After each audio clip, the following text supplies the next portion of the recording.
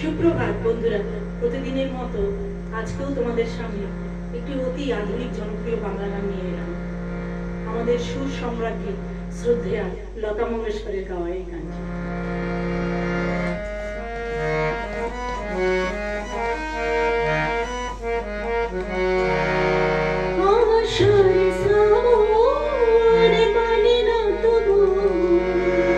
ঝড়ো ঝড়ো ঝড়ো ঝড়ো ঝরেছে, তোমাকে আমার মনে পড়েছে,